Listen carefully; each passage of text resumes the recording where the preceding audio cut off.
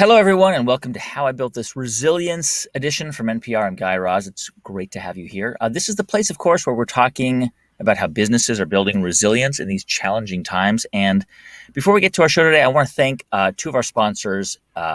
First, to 3M, who's using science and innovation to help the world respond to COVID-19. 3M plants are running around the clock. They're producing more than 95 million respirators per month in the US.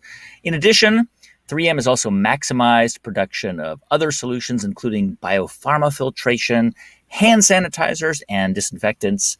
You can learn more at 3m.com/COVID. 3M Science Applied to Life. Support for this series also comes from NPR sponsor NetSuite. If you're a business owner, you don't need to be told that running a business is hard, right?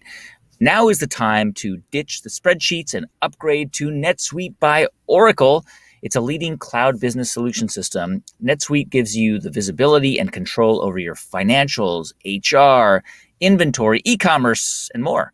Join the over 24,000 companies using NetSuite right now. You can schedule your free product tour now at netsuite.com/built. And it's important that if you go there, you should go to netsuite.com/built so they know that you found out about them on this show and they help us do what we do, which is what I'm about to start now. Okay, my guest today is Shan-Lyn Ma. She's the founder and CEO of Zola.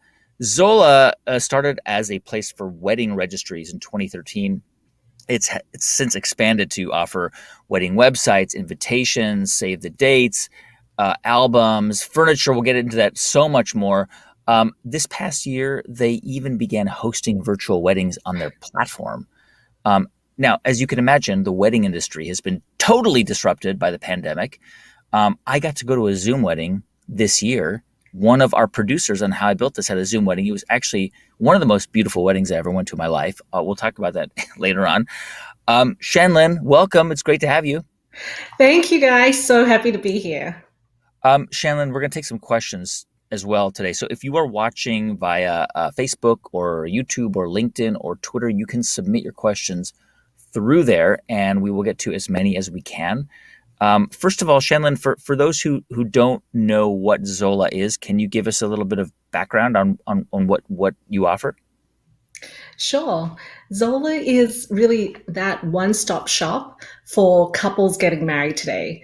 We aim to serve couples from that first day they get engaged through their entire wedding planning journey and into their first years of newlywed life with the tools and technology that we build to help them plan, dream, and then bring to life their fantasy wedding.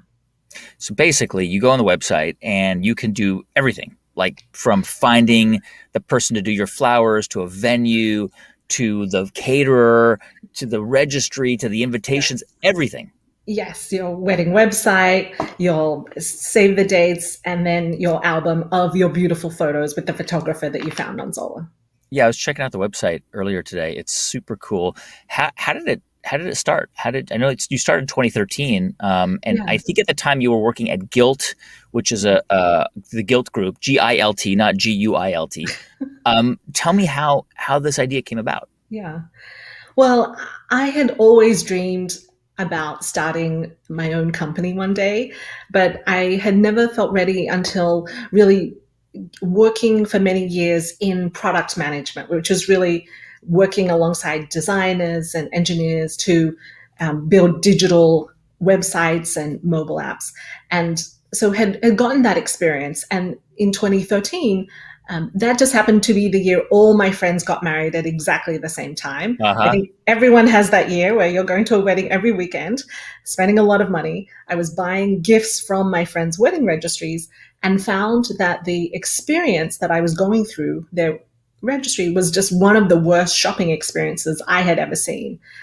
I was talking to Nobu, who is my co-founder at Zola, about how painful it was. And he's married, and he was complaining about it from the couple's perspective. It's just as terrible. And we looked at each other and we said, we've been working together to build great products.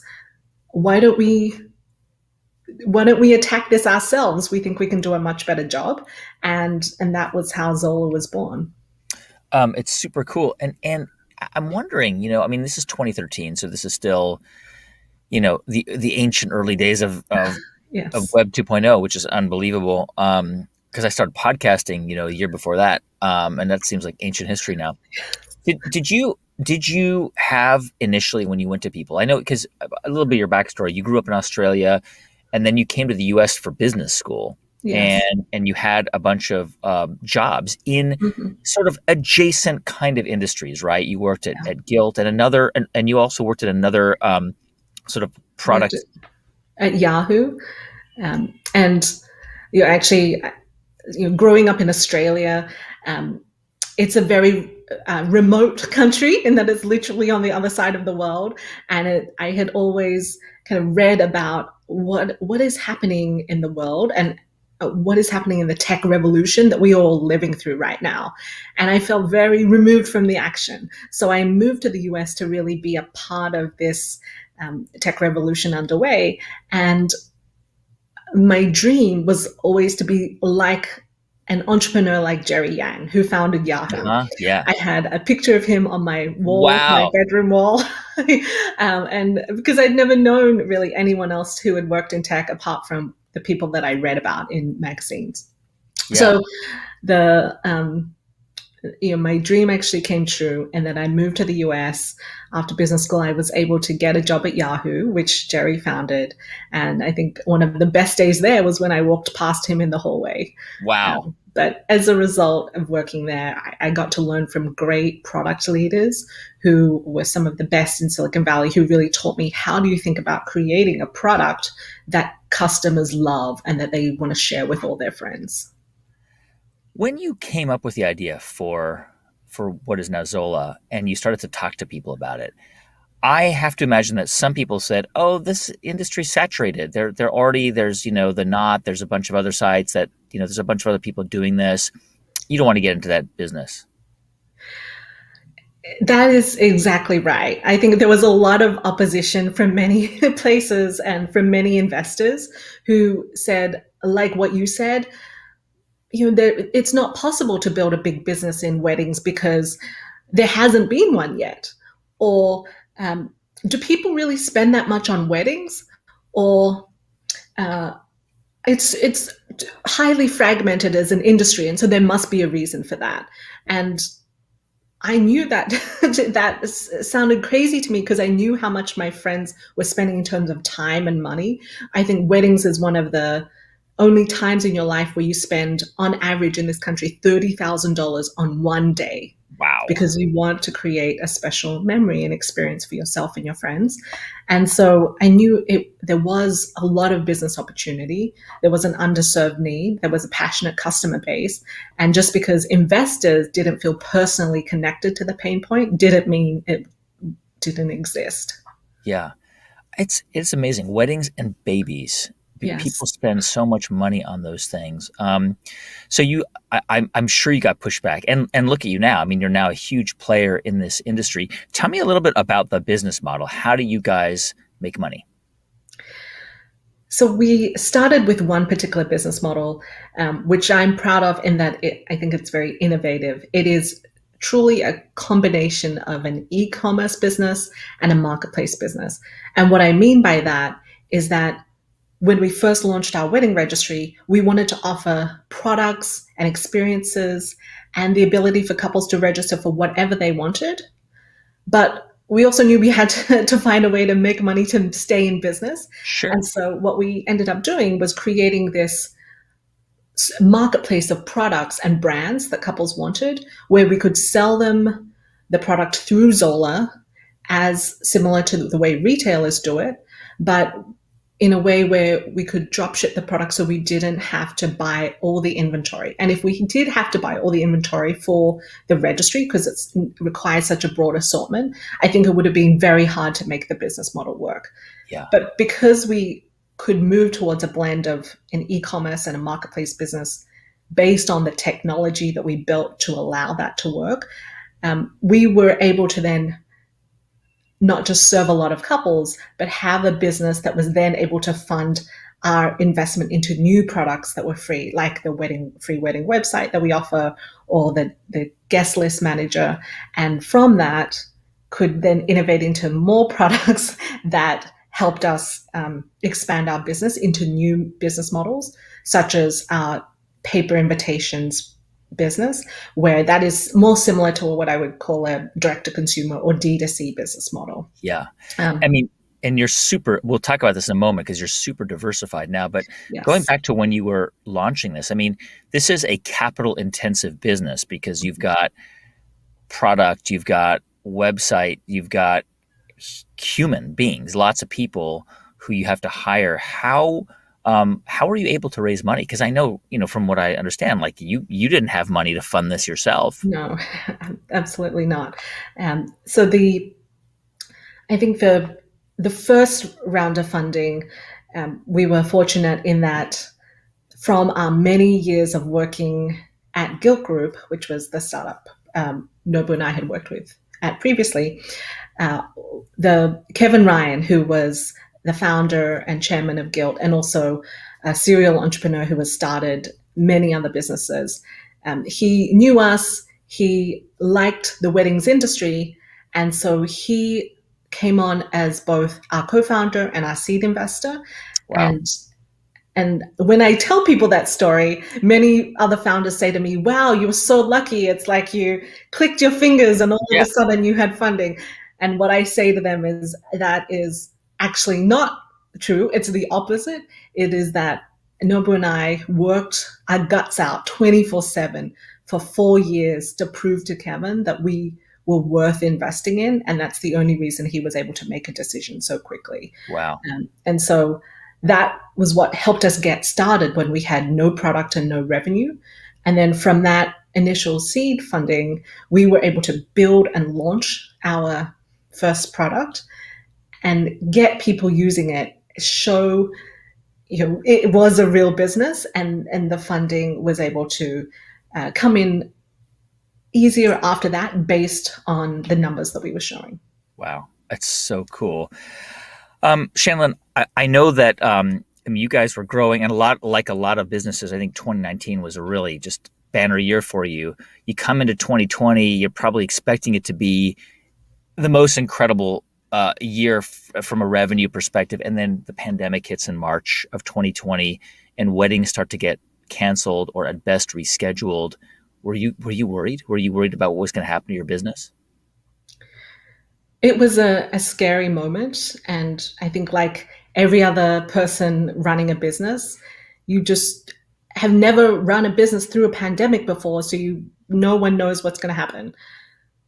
One of the things that has always been beneficial to us, however, is we have great visibility into what our business is going to do each year in terms of revenue, how it will perform, because we can see wedding dates, we can forecast the business very accurately based on that. Wow. So at the start of 2020, we could forecast, 2020 is going to be a great year because we have so many more people Yeah. getting married with Zola than the previous year. And as we all know, the pandemic had different plans for us all, particularly in the wedding industry in the world. So in March, when COVID first hit, when the lockdown started, and we saw um, the majority of people start to move their wedding dates from March, April, May into later dates, later in the year, this year, next year. And we saw two things. We saw first, obviously risk to our financial plan.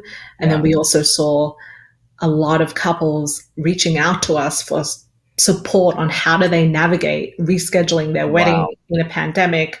And we ended up receiving a tidal wave of calls and emails of couples asking us to help them navigate through this time. How did you deal with all those calls and emails? Because you have like 200 employees. Yeah, so we very quickly um, started to put out within our product messages that would help couples based on what we were hearing from them through these Right. calls. So we put on our wedding website product messages that couples could post to all their guests to communicate what was happening with their wedding as a result of COVID-19. We launched change the date cards so that couples could very easily customize and change the date cards to all of their guests to get the word out. And then we did invest a lot more in our customer support team. And I've always been proud of the fact we have best in class customer support for our industry, and we wanted to maintain that. And while it definitely wasn't easy, and I know that our customer support team just worked 24/7 to Yeah. serve our couples, I am proud of the level of service that we helped our couples have through this time. If you are just joining us, this is How I Built This Resilience Edition. I'm talking with Shan-Lyn Ma, the co-founder of Zola. It's a wedding, all-in-one wedding site. And if you've got any questions, you can submit them on LinkedIn or Facebook or Twitter or YouTube or however you're watching, and we will try to get to some of your questions. Thank you for joining us. Shan-Lyn, this is an old radio trick. Even though everyone can see your name and my name and that it says How I Built This Resilience Edition, I'm still programmed in my mind back from my days on the radio to do a reset and say, hey, welcome. If you're just joining us, this is what you're watching. But I think it's useful. So thank you for watching. I've got my mug. Says, what a guy. I got this mug in 8th grade from my friend Tammy Michaels in middle school. I still have it. Anyway, here's what I want to know. As you started to see that year, as you started to see the pandemic year unfold, you had to start making decisions, big decisions about pivoting, about what things you could do. And I know you guys introduced a bunch of stuff last year, a wedding vendor search platform, Zola Home, where you're selling furniture and home goods. I think you introduced wedding cards, maybe photo albums, all last year. Yeah. Was that all like fast tracked and maybe even introduced because of the pandemic, because you were forced to do it quickly?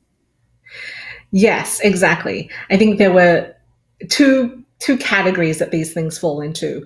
One category is things that we always wanted to do and we knew were long-term priorities for us, like the wedding vendor search platform. And we had been building that platform, but 2020, we thought things are going to accelerate in that people want to plan their weddings increasingly online because they can't offline. And so it's important for us to have as robust an offering of as many venues, florists, caterers as possible, because that is what people want to look for right now. And it's also important for all our vendor partners who are small businesses to be getting leads and getting customers during this time when obviously they're hurting as well. So we invested many more people, time, attention into building out that vendor search offering than before, and that accelerated. Then the second category is really things that we didn't think we were going to do in 2020, but we kind of pulled up on the roadmap because we saw the need was there.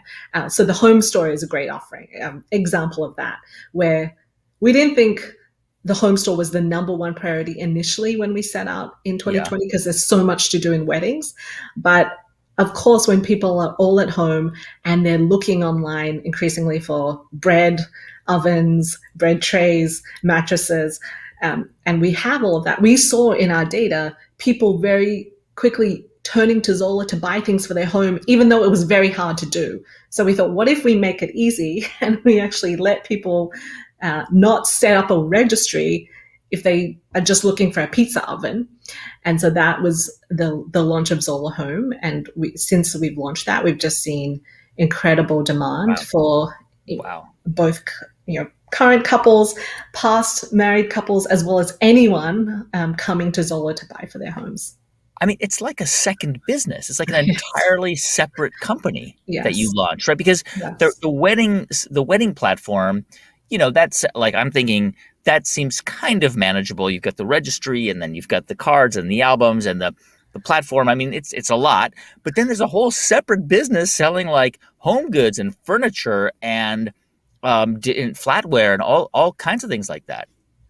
Yeah. And it was always a part of the dream, because the reason why any normal retailer has a wedding registry is because they hope to then continue to serve that person with things as they move into their newlywed home and as they can grow as a couple in their home.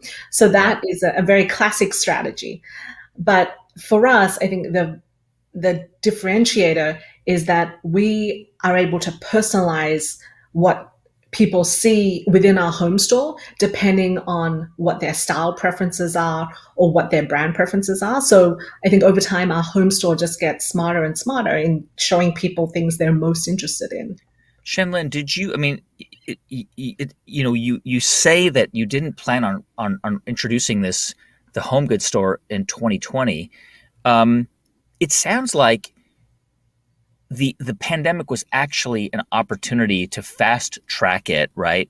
In a sense that you didn't go through the normal motions of a big rollout campaign and a big strategic plan and endless meetings. That it sounds like you just kind of pushed it out there because you Yes. had to. Yes, yes. I think in product development, there's almost two kind of product launches. One is where you push a product out and then you iterate based on feedback, and then the home store example is more of a example where it's pulled out of your hands by the users. They are demanding it and they are voting with their shopping dollars. And so it was almost like it would be stupid not to work on this in 2020. It's super cool. I mean, we've done interviews with lots of entrepreneurs who also similarly introduce these huge ideas that in previous times would have taken 18 months or 2 years to roll out, but under the circumstances to grow or to thrive or to even stay alive, it sounds like you guys just pulled the trigger. We did. We did. And I think we were lucky in the sense of the way that we had built Zola from the very beginning, the technology platform. We built it in a way that was flexible because we had this idea in mind from the beginning. And I think if we had not built it in a way that allowed us to um, grow into this strategy, it would have taken a lot longer than it actually took. One of the coolest things about weddings last year were Zoom weddings, and we had one on our team. James Delahousie, one of our incredible producers, all of our producers are incredible. James had a Zoom wedding. We all came. It was so beautiful. People were just crying. It was so nice. It was James and his wife, and just like two or three people in person there who were Yeah. all tested, and they did it in Washington D.C. And we were all over the country, all over the U.S. I'm in the Bay Area. It was so nice. It was just beautiful, and it felt very special. And you guys basically started, uh, uh, created a platform to enable Zoom weddings, and I read that you hosted like 5,000 wedding events last year. Were those mostly virtual? Exactly.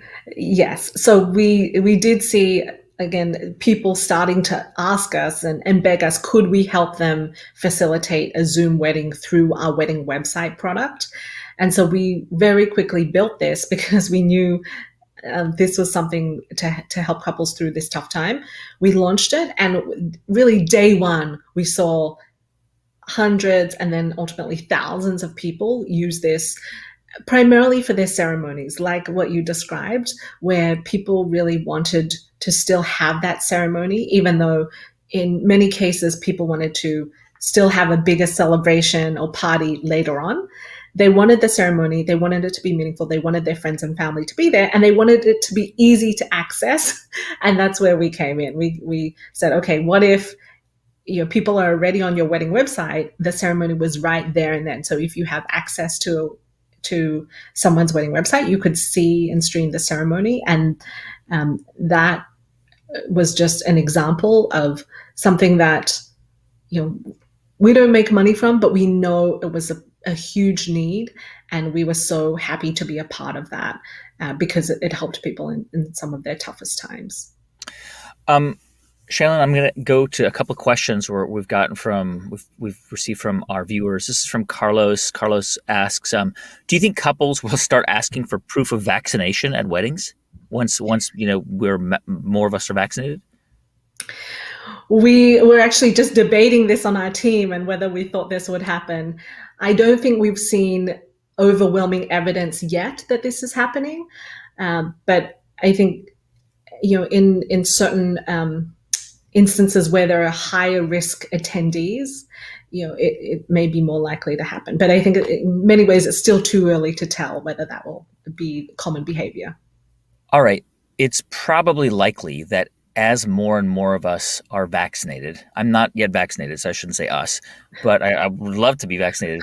Um, that weddings, that were kind of put off, will start towards the end of this year and really uh, begin next year. Are Mhm. weddings going to come back with a force in 2022? Is it going to be this overwhelming deluge of weddings? I always can rely on the wisdom of crowds to tell me the answer to this question. And luckily, what we are seeing in the numbers is absolutely yes. We see at least couples planning their wedding on Zola that their wedding dates are really growing in a huge way, starting this fall. So I think if you were to kind of do a survey of based on that, when do people think that they'll be able to have a large wedding ceremony with people in person? It's really starting this fall. Um, and we are lucky in that we're in an industry where it's not a matter of if large weddings are going to happen again. It's a matter of when are they going to start happening again. And what I overwhelmingly hear from couples again and again is people really want to have that large party with their family and friends. They miss that, and so I don't know if that is ever going to change. In fact, we are hearing instances of many venues and vendors booking out very quickly now Not because surprised. the floodgates are open on people feeling more comfortable planning their weddings. Yeah, I mean, I know that the past year has been tough for venues and others who do in person events, but I can imagine that right now might be a good time to start building that structure, that barn on your farm to host weddings for people. Absolutely. And if you do that, you should share it on Zola and we'll help you get some couples in there. Shan-Lyn, this is a question that it's come through Facebook, actually through YouTube from Emerald Wolf Girls, and I love this question, and I'm going to kind of paraphrase it. I know that I've read you talk about Katrina Lake as somebody who's inspired you. Katrina's been on How I Built This. She's amazing. She's been to our summits before, and it runs an incredible business, Stitch Fix. I mean, I think like you would like listen in on her quarterly calls, like earnings calls that she'd have with reporters because you just admired her so much. Um, the question is, how do I know you grew up in a family that where entrepreneurship was encouraged and discussed and talked about, and you had this idea. You had Jerry Yang on your wall, right? As a kid, I mean, you were kind of that you were that kid. How do you? The question from YouTube is, how do you encourage? What's your suggestion for encouraging girls to be interested in starting their own businesses one day? What a great question. And in fact, just hearing Katrina Lake's name gives me goosebumps because I admire her so greatly and what she's done. I think, well, first and foremost, for encouraging girls, it goes back to the old adage of you can't be what you don't see. And so I think the more that we can show girls examples of people like Katrina or so many great women who have really broken barriers, broken ceilings, and felt like it was just doable for younger girls. I think it's a huge step forward. And I know even just like you mentioned, a very embarrassing fact. I do listen to Katrina's earnings calls because there's so few female CEO leaders who do them that to hear her do it in a way that is both strong but Yeah. uniquely different to the way many men do it is a learning opportunity for me. So that's one. I think the second is encouraging them to push their ideas in all kinds of disciplines. So it's not just about business ideas. It could be ideas, in the garden or in art or in, whenever you go out to any kind of in-person experience, there's always things you can improve, you can change, you can do differently. And so I think even having the conversation of how could this be better? How could we make it better? I think it gets the creative juices flowing on what is the kind of change that you want to bring to the world. And then hopefully, how can you do it in a way that is sustainable and scalable so it doesn't just happen once, it happens continuously. Awesome answer. Shan-Lyn Ma, co-founder of Zola Thank you so much for joining us. Well, thank you so much for having me. What an honor. Thanks everybody for watching. We've got some big news, so don't hang up just yet. Don't hang up the phone. You're not on the phone. You're watching on your ZooTube, your YouTubes. Don't hang up the ZooTubes. I've got some really big news. If you haven't heard, we just announced our 2021 How I Built This Fellowship application. It is open, okay? This year, we're going to pick 10 fellows. Those 10 fellows are going to receive support, training, mentorship, classes, etc. These are, early stage entrepreneurs. They're going to get help pitching an idea to me and a panel of judges, including some of the best, most amazing entrepreneurs who've been on How I Built This before. And the winner of that pitch competition will be handed a check for $50,000, a grant to fund their big idea. It's supported by NPR sponsor GoDaddy.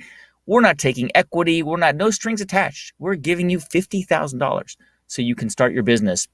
But this program is more than about the pitch. It's about all kinds of support that we're going to offer all of these fellows, and all of these fellows will appear on How I Built This, and we are going to help you achieve and realize your dream and your vision. You can apply for the How I Built This Fellowship at summit.npr.org/fellows. That is summit.npr.org/fellows. You've got 28 days to apply. March 31st is the deadline. So please apply. It is the biggest opportunity we've ever been able to offer.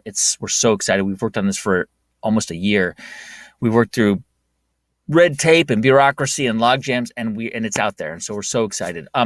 Also, join us next Thursday, March 11th, 8 p.m. Eastern, 5 p.m. Pacific. It is a live virtual podcast taping with former monk Jay Shetty. You probably know him from his podcast or his book, Think Like a Monk. If you want to learn more and get a ticket, you can actually get a very cheap ticket. You don't have to spend a lot of money, but if you can pay, it helps NPR out.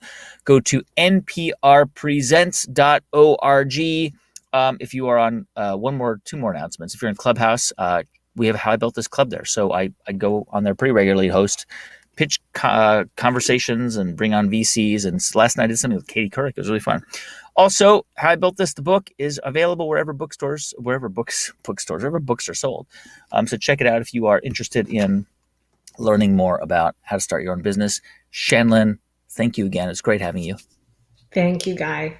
Great to be here. Bye, everybody. Bye.